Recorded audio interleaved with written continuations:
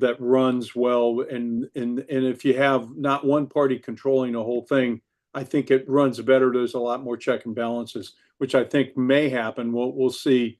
It looks like Congress is going to be controlled by the Republicans. They've got a 51 seat majority, and the House of Representatives is still up for grabs. But clearly, the American public has spoken and said they wanted some changes made on a number of issues. And so going forward, uh, former President Donald Trump now is going to be back in the White House. And so what are the effects of all that? That's kind of what I want to give you my perspective on today is here's some of the things that are important to kind of pay attention to. First of all, I was watching the futures last night. It was really interesting because the bond market had picked up early in the evening before it was even close to see who was going to be the candidate that had the best chance of winning. The bond market, the interest rates popped up. I don't know if Zach and Kimberly, if you were watching any of that, but it was pretty shocking to see how that particular market picked up on it. Yeah, I read it this morning too on a mortgage commentary from a guy I follow about, how the bond market is responding and interest rates are increasing, not decreasing. And, obviously the Fed speaks today and tomorrow too. So that'll, Right. The Fed's starting their 2-day meeting today, so it's gonna be very interesting to see what the Fed does.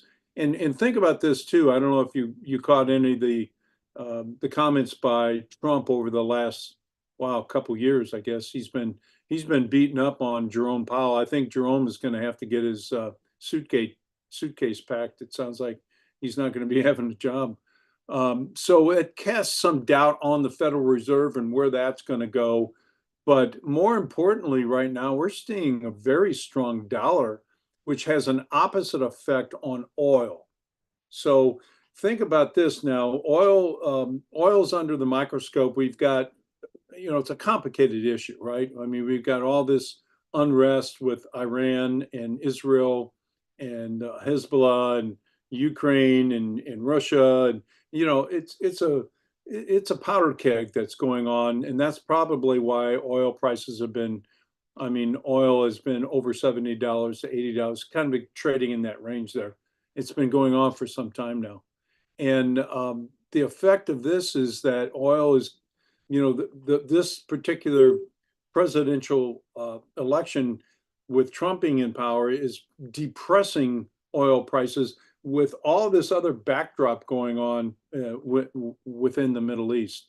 So I find this is going to be an interesting time to see how all this positioning with oil pricing, as Trump said, he's going to open up the spigots. He's going to try to get oil prices down in this country, but you still got things outside of his control that we were just talking about. So we got that going on. We saw the Dow has surged over 1,300 points today, and also the S&P is up 120 points. Nasdaq's up over 400 points. We're looking at 2.5 to 3% on all these markets are up today, and the reason they're up is they see Trump as his policies as deregulation is more market positive, and so we're seeing this surge in certain stocks also. I mean, look at Elon Musk was a big supporter of Trump and his company. Tesla's up 13% today. Wells Fargo, all the big banks are up. We're seeing this big surge in the stock market. Bitcoin, Trump has been kind of behind Bitcoin. Bitcoin's up, hit 75,000 as an all-time high. They're also talking about Bitcoin hitting possibly 1 million. I mean, that's far out. But anyway, so as we digest all of these different components of what's going on, you've got the stock market, you've got cryptocurrencies, you've got control of Congress. Will the Republicans get the House of Representatives? That's going to be a big deal. The strong dollar now. The Federal Reserve open market meeting is happening today and tomorrow. So everybody's going to be watching Jerome Powell and his comments coming on Thursday. And the market is pretty much priced a quarter point cut, and it's going to be interesting to see what happens there. And I got a quick comment on the Federal Reserve because you've heard me talk about the debt problem they're at, and I watch. If you have an extra minute every now and then, pull up the usdebtclock.org and watch it. It's a $36 trillion now, and the third line item on the budget now is interest rates. So it's Medicare, Social Security, Medicare, and then the interest on our debt, and then defense budget. So those are the top four things, which make up roughly 87% of the budget. And those things are what's driving right now the spending in Congress in our national budget. And it's having a huge effect on the economy because we're in this spiral of deficit spending. And we've talked about this a lot, and I'm going to touch on it again here before I sign off. But um, this basically is having an impact of what's going to happen when creditors don't want to buy the bonds from the Federal Reserve, which honestly, I don't think it's ever happened before because as you probably heard me say before, we're the tallest midget out there in the world economy. And we're the most trusted one. But I think the world is getting a little tired of us abusing our fiat currency. And this is why, personally, I think that cryptos and are becoming popular is because our currency is being abused. So when a politician says, we're overspending or we're running out of money, we are never running out of money because we, being the world currency, we can print as much money as we want. Think about this for a second. We have no limit. If they want to go print and spend another $2 trillion next year over and above the $2 trillion deficit, they can do it. Now, I want to point something out to you that this is the way economies work. Economies work, when you look at an economy, a big picture of an economy, it runs, all economies run at their own speed. And it's important for government officials and people that run different mechanisms within our economy that they stay out of the way of it. That's how free markets work the best. So the real productive resources, the state of technology, that's the one thing that the US has and always has, is we have an educational system that provides we provide education and people send their children here from all over the world. We have the best education system.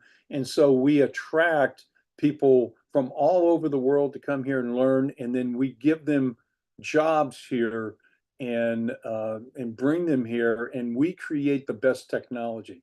So you have these resources, you have technology, we have factories, workers, the machinery that we make, and all of our materials. And if government tries to spend too much extra money into that economy that's already working, that's what creates inflation. And that's what's been happening over the last couple decades. And so we built up this huge surplus of debt.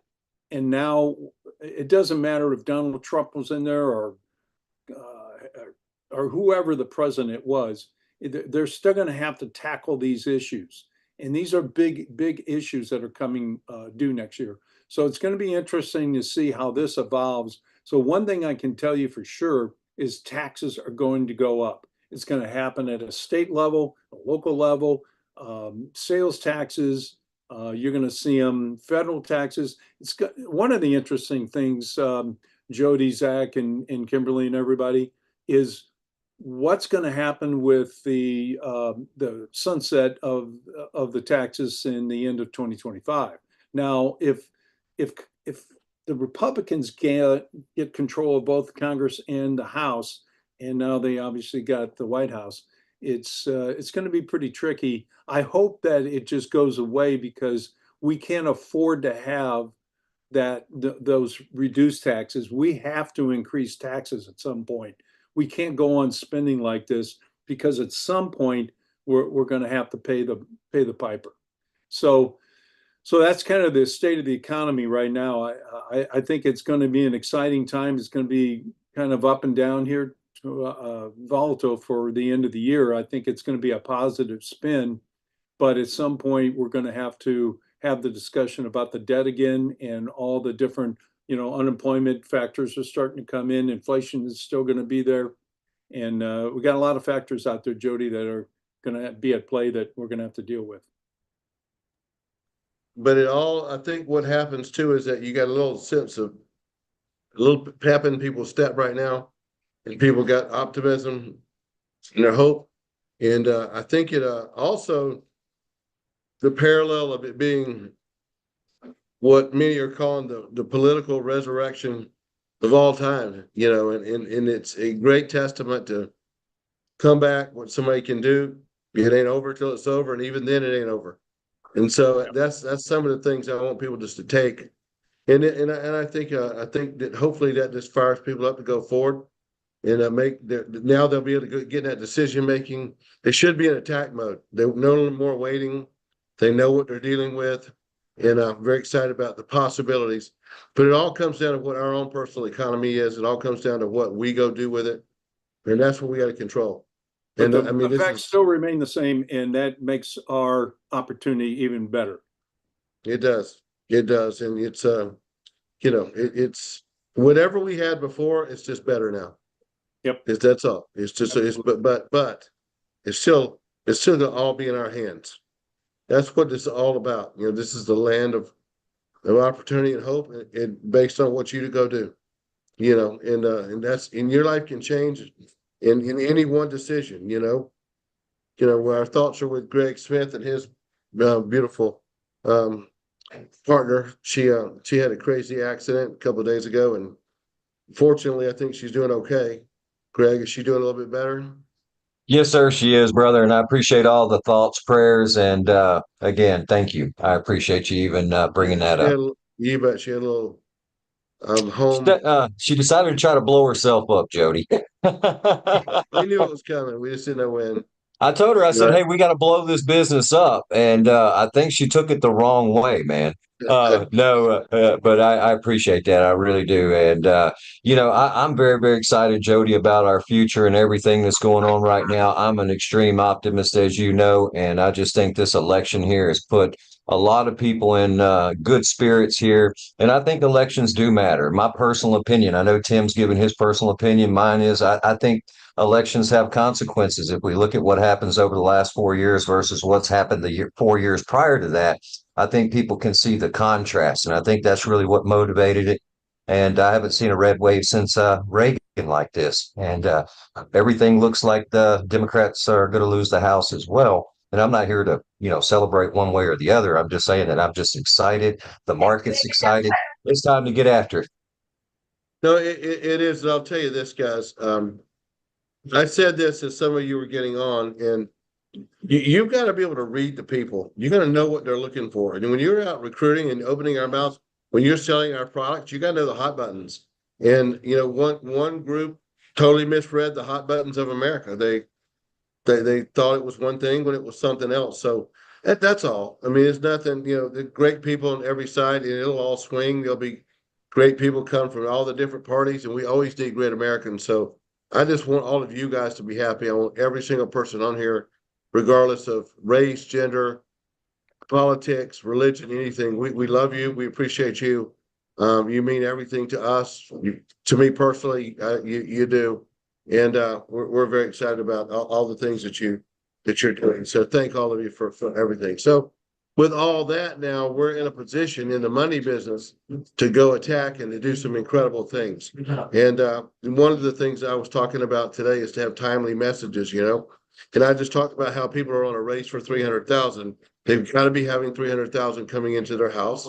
If they don't, they really aren't going to have a chance to have any kind of lifestyle they want, any kind of retirement, all those things. And, it's kind of like last night. It was pretty cool because I was able to explain to my wife really the election process and what the number 270 meant and how it was a race for 270. And I thought about that parallel about how it's a race for 300,000 here. and we show people these answers. And so let's just go. Let's just take our own responsibility, have our own house in order, do our very best. Are you doing your dead level best with what you have in your life? Are you doing your dead level best as a husband, father, mother, sister, whatever, in your savings habits? Have you got your own financial house in order? Now, many of you are on this call, you don't even have a policy. I know, I guarantee you that's, an unacceptable percentage. Get that taken care of, guys. Come on, let's practice what we preach. And people are ready. Never seen a time when the caliber of people are available. If I was just to take 10 new people that I know of and bring them across this screen and you hear their stories as to why they're here, you'd be like, oh my gosh, I can recruit anybody. So now let's shift back over into the production side. This is our call. It's our money-making call. It's all about, you got to have that gasoline that goes through the engine. And that is people buying policies and people putting money under management, people getting out of debt, all those things. If you don't know, Ethos was officially with us now. That launch was yesterday. That's a great opportunity. It's an opportunity for another avenue. It's all it is. It just shows you the growth of what this great company is all about. For any other companies have been launched just by having Ethos.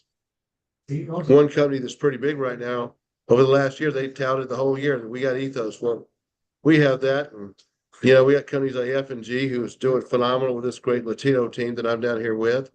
We know what Corebridge and AIG is doing. We know what North America is doing. We know what Nationwide's doing. He's got companies like Mutual of Omaha and on, Lincoln Financial. It's just craziness. I mean, this is incredible. And if you happen to not be on our RMD call the other day, Hubert went through drawing 4 circles. He talks about the new recruit, what you do, that they're tied into HGI, the ecosystem that we provided. And then finally, that we have this incredible mothership of just unlimited checkbook and unlimited resources and an equity opportunity that comes with integrity. So guys, never had anything like it. So I'm going to turn it over right now to Zach and Kim. Yeah, I mean, I'm excited to hear what Tim's talking about. Obviously, big news across our nation, and it's still, from a political standpoint, if you look at the numbers and the nation that we serve or that we're here to serve, they're about a little less than half the people that didn't vote the way that the election came out. And so what you got to realize, and this is, I think, what Tim was saying, is that as we go out and tell this story, what we have now in front of us is we have an answer to the question everybody's been asking for the last, 2 years probably is, all right, who's going to be the next president? What are their policies going to look like? And how is that going to affect me as an individual? And the reality of it is that we print a lot of money through the COVID situation. And, we just went to Iceland. I think some of you guys know that. And it was funny because we're paying in their currency. And when you're paying in the thousands, right, instead of in the I was like, we tens, just spent 40,000, whatever this is. right. I had never spent $40,000 as we kept calling it dollars, and the people would just get really shaken about it. But ultimately, that's what that does, is it makes a Coca-Cola cost more dollars than it did before when there are more dollars in circulation. So from an economic standpoint, what we got to realize is that that's going to be something we're going to deal with regardless of who's in the White House. Policies will change, directions will change. You've seen stock values drop in alternative energy investments this morning because of the new policies that are coming in. You're not going to see the alternative energy space go away because that's something that we've got to do. We can't continue to rely 100% on fossil fuels. But my story here to you guys is from a business perspective with Inside HGI. What I want you guys to realize is that now we have an answer, which means that all those people that are out there waiting to make decisions are ready to make decisions. They're going to make aggressive decisions. They're going to make conservative decisions. They're going to make decisions based on the data we present and the plans that we put there in front of them. And Hubert said this also on the RMD call the other day. He said, when they built previous organizations, it wasn't a product business, right? It was a story. They were telling a story. They were bringing value. And our story is still that people are underprepared or unprepared for what's coming down the road for them. And so regardless of how many amazing products we add or how many little widgets we can add and whiz bang things, if we're not in front of new people, then our business is not growing. The company might be growing, and it is growing, because there are a lot of people that are on this call and that are on other calls that are in front of new people consistently. And we talked to our team on our team call yesterday morning about just that, is that you can get excited about all the things that are going on, and you can answer these questions and you can do everything, but until you are putting new rear ends in the seat across the table from you and telling your story and telling the story of other people that you know of and that you hear and you listen to, that's one of the reasons that these calls are so important, is so we can get those other stories. My story isn't Taurus's story, right? So, but I'm going to talk to somebody that Taurus's story is going to resonate with more than mine will. You know, my story isn't Mary Kay's story, but I'm going to talk to people that her story is going to resonate with. So we have to get good at telling those stories and tying those stories into the value proposition that we bring, which is that analysis. It's that needs analysis of where are you now? What are your goals? And what tools, because we got them all. We're clear on that, right? So it's no longer do we have what they need? It is where are you? Who are you? Let me talk to you where you are. Let me find out what your goals are and where you want to get to. And let me then show you the tools that we've got in front of us to make those ends meet. The hardest part is not selling in this business. The hardest part is getting somebody to sit down. And when you understand the tools and the ways to get somebody to sit down, meeting them where they are, you know, talking to them about their concern about the way things went last night, understanding empathy, you've got to be able to understand where both sets of thoughts are coming from. It's one of the big things that's been missing in our country, I think, is regardless of whether you change your mind or you agree with somebody, to be able to have empathy and understand where they're coming from is the only way you're going to be able to talk to them in a way where they'll relate to you. And Kimberly says this all the time. She says, guys, it's not my goals for you. I hear her doing this on Zoom all the time. And when she's talking to a client, she says, my goals for you are not going to help you. I need to know what your goals for you are. And that's ultimately what our job is right now, is to get out there and close the gap between the number of people that are unprepared and the number of people that are prepared. Because that's one of the biggest things that'll help our country long term, is if we have people prepared so that they don't have to be taken care of by the government, so that our taxes don't have to go up to cover those kind of things. Why do you think that the government still gives tax benefits to life insurance? They don't want to pay for a bunch of widows and orphans. That's our task. We've got to get out there now that the decision's been made by the vote. We're not waiting anymore, right? So all those people that are sitting on the line, on the sideline, we've talked to a bunch of them about the WFS platform and the active money management. I've been talking to Paul about that consistently. Now that we know the answer to this question, we can make those decisions and we can take action. So from that perspective, what I would tell you is this is a products and production phone call. So know that you've got the products. Now you've got to find the production. You got to find those outlets, those clients, and all those things. And then it's just 1, 2, 3, 4, 5, 6, one foot right in front of the other, and sitting down and asking those questions. That needs analysis is great. The tools that we have from a leader mastery perspective, that's fantastic. All the different things that we've got have just taken excuses out of the way. And now with last night finally being behind us, and it didn't go to the courts, and it's not going to drag out for 2 more months and all these other kind of things. Now we can go. And I think that took the last excuse, regardless of whether they're happy about the result or they're upset about the result. It took the last reason to wait out of the mess for almost everybody that you're going to talk to. So that would be my challenge. It's my challenge to me. I've got a laundry list of people that I've been waiting to talk to, because they say, I'm not doing anything with the market until I know who's in office. Well, okay, we still don't know what's going to happen with the market. And we still, in my opinion and in Paul's opinion, have a correction on the way. There's just no way to avoid it. But that's why we have active management, and that's why we have the relationships that we have. So we've got the decision made, taking the last excuse out of the way. So now we got to revisit those people, or start visiting those people that need to make decisions now. That would be where I would go from there. I think along with that is that and also, by the way, I live by the motto of it's WGZ. That's We've Got Zach. Yeah, yeah, he is.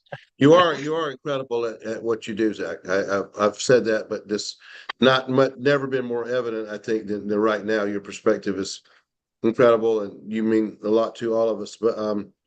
But it's like the country made its decision, but have you made your decision? That really is the question.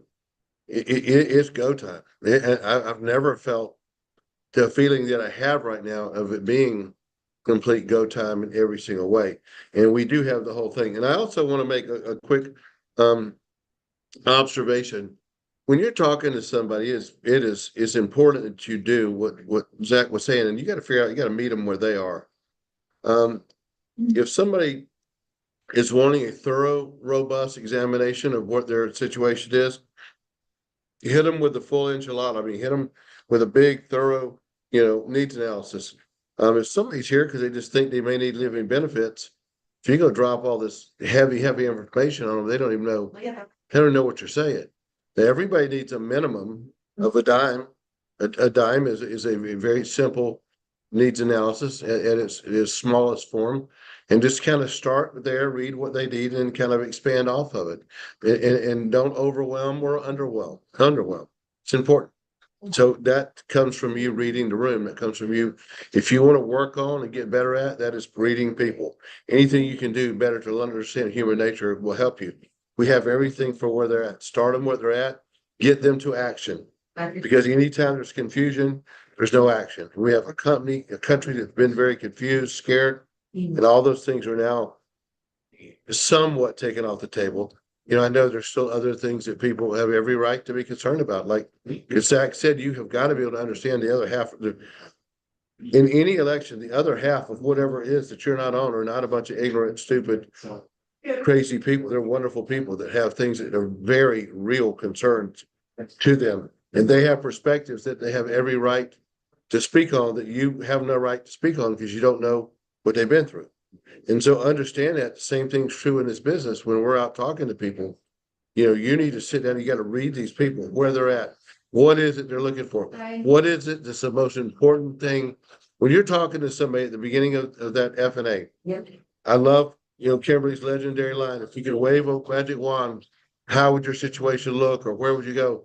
But you also got to go, I love right there on that page in the BOP, where it goes across the top and it's got these different things. And you just find out of these things, which is more important to you right now. Is retirement the most, having your family covered, college planning? And when they tell you that, that is your jumping off point. That is the point to go to and then build off that. We sell products, guys, at the end of the day. 75% of all salespeople never ask for the order. They go all around. Don't be tour guides that we talked about. Don't be tour guides on sales. Don't be tour guides on recruiting. Get them to the bottom line. Just get them to moving forward to bettering their financial situation. Kimberly? Yeah, I want to kind of revisit the conversation we had with our team yesterday about products and concepts and just the opportunity. So, step one for all of us in our F&A process, when we go through the 6 steps of the financial needs analysis, step one is increasing cash flow. Every single person, regardless of the level of income that they make, needs to make more money. Most people's problem isn't that they can't manage their money, it's that they don't make enough, right? So how do we make more money? We all know, because we're here and we're on this call, that HGI is an amazing business opportunity. But I don't know that we really wrap our head around it. We get so caught up in learning and understanding these products and concepts, which is important, which is awesome, or figuring out how to go recruit someone and how to get them started and all of that. But I think we miss the simplicity behind what we do. So unfortunately, we're in the car today, so I can't pull it up, but you guys, if you had the income calculator, go into that, look at it yourself, put in, and that was my challenge to everyone yesterday, is if you had one sale per month, not one per week, one sale per month at $300 a month, which is obviously what that pre-populates to, right? Which is $3,600 in premium. At the 45% contract level, you are making an extra $1,620 per month. Every single person on this call, if I said, could you use an extra $1,600 a month, would say yes. So at minimum, there's so many things that we should be doing and that we need to be doing to grow our team and really build a business and really do all of that. But I think sometimes in order to grow and in order to have that growth and that expansion, you have to take the pressure off, right?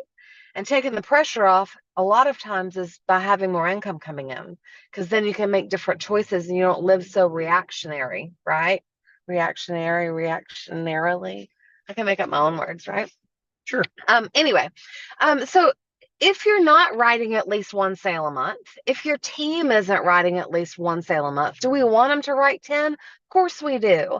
Do they want to write 10? Of course they do. But let's start with one.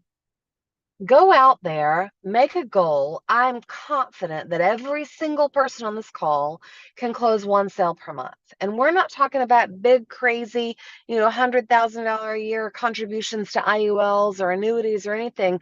We're talking somebody that can put away $300 a month, whether that's into an IUL or to a term policy, whatever fits their specific situation. But then you're going to make at beginning contract level an extra $1,600 a month. That is a big deal. That is our opportunity. That is our message. That is our mission. Everything else is amazing, right? And we really do have an unlimited ceiling. We really can make as much money as we want to. We really can change the world, at least financially. I truly believe that. And I think for a lot of people, changing the world financially changes the world, right? But if we go out there and we distill it down to the simplicity of just close one sale per month. Once you do that consistently, then okay, do two, right? But let's start somewhere, and we have to start with action.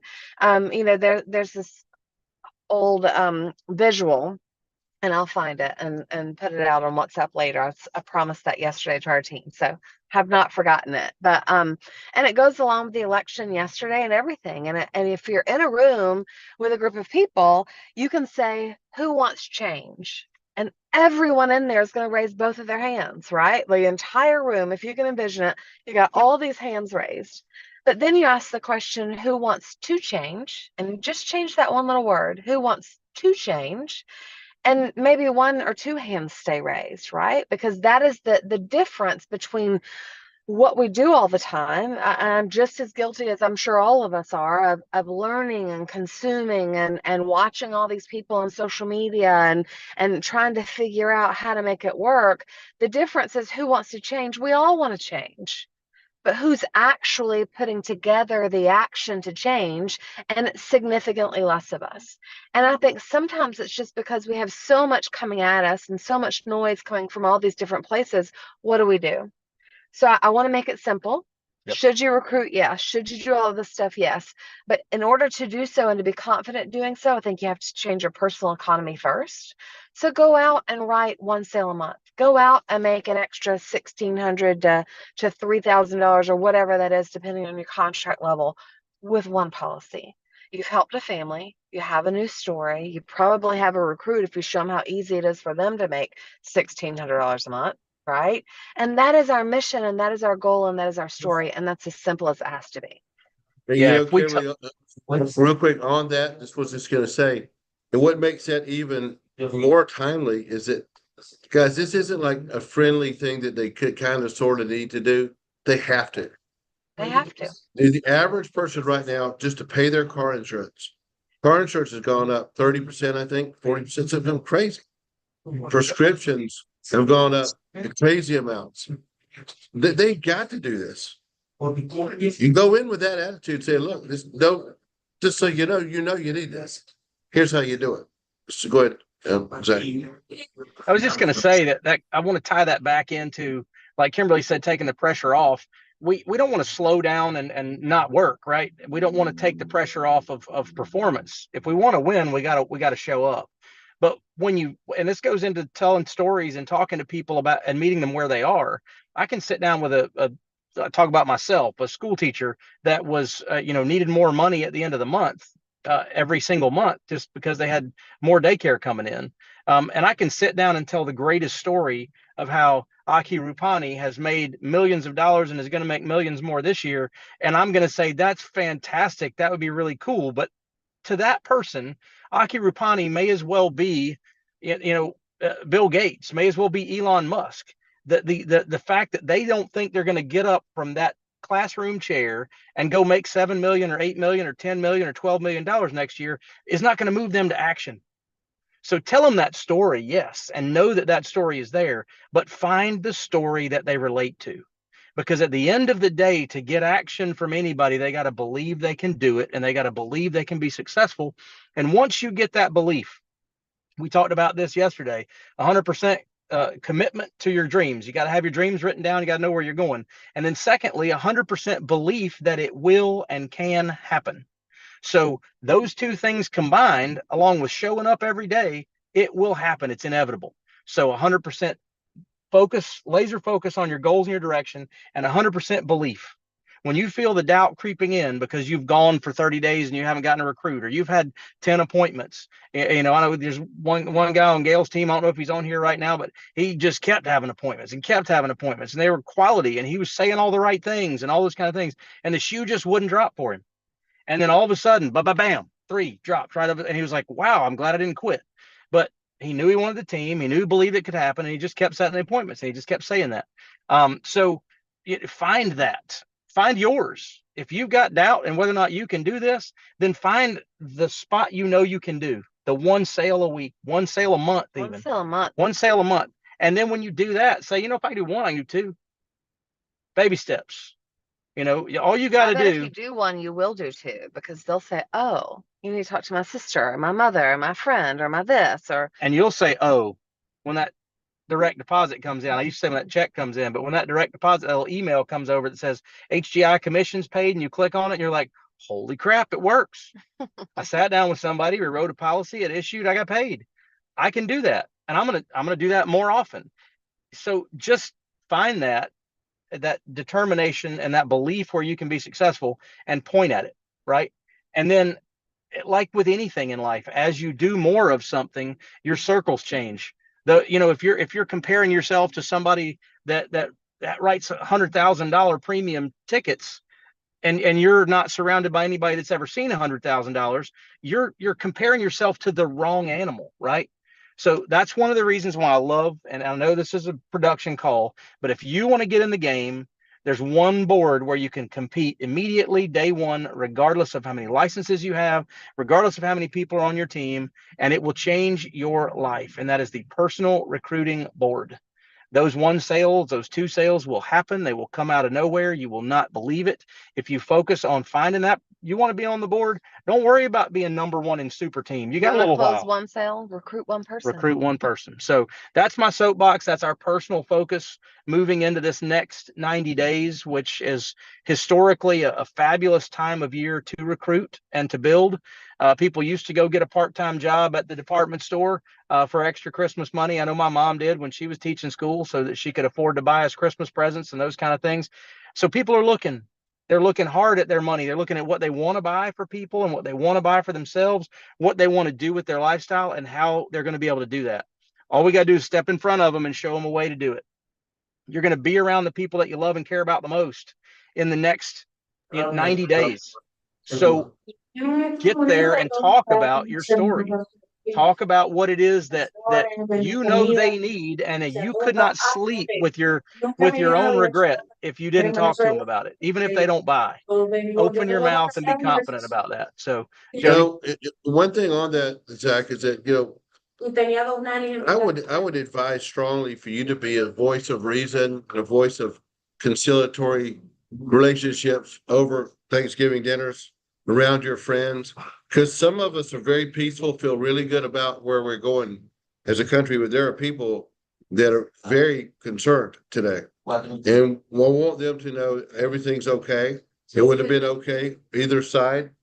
And the one thing that's for sure is that we have a company like Integrity. It's an unlimited resource. We cannot go out build a business that we can't outspend them. We have to think about, if you started a company, if Mary Kay started a company and she knew she started out with a resource that was unlimited, That's incredible. Or then you got us with the system and us providing this layer of leadership. And then our product providers. This is the most stable, powerful, close to a sure thing that I could possibly imagine. That is a big deal. If we can be that beacon of hope, that lighthouse in today's world, that's what people are looking for. If they know, hey, I'm safe with these guys, and this isn't going to go anywhere. And this is way more than just Hubert or one person or whoever. Although my dad, oh my gosh, he's the iconic glue of it. But he has provided us a situation with a system and integrity above us and all of us that's going to go on forever, the next 50, 60, 80 years, 100 years. And that is the message. The companies we represent, I have never seen in my whole career someone have a legitimate claim on anything, any products that we have that were not honored. The insurance industry, they just all pay. They pay death claims. They give the returns they say they are. Their loan privileges work the way they are. I've never heard of them not. None of them. I mean, that's an incredible industry to be in. And now we're sitting here with one company that we built that's 6 years old, $10 billion company, Primerica. Then you got what WFG is. And now here we are building something bigger than all of it, with especially tied in with what integrity is. Be that spirit of clear, you got to understand people right now. You have great opportunity, but it can also go the other way from you. If people think you're smug or you're not listening to them or you don't care, it's not going to happen. Pull them together with what's common. We all want to be somebody. We all want to be good people. We all want to be better people. We all want to be good mothers and fathers and brothers and sisters and sons and daughters and all this. We all want that. And everybody wants to do something great. We have people on this call that are phenomenal new leaders. Know who we're looking for. If you're sitting down with somebody, the first thing you want to talk to somebody is what's their desire to change? How hungry are they? What is their hunger index? And man, you got to find that out and then go make it happen with them. But we have a product mix like no one's ever had. Whatever someone needs, we have. You just have to be able to open your mouth and find out what those people need. So I think we covered a lot today. Anybody have any questions they want to ask or anything that you might want to add, Greg or Tim or Zach or Kimberly? I think while we're waiting on that, the only other thing that I want to say and that I want to caution everyone, especially in this volatile moment of emotions in our world, right? We all have social media. We all see what's happening all over Facebook, Instagram, all of that today, and from both sides.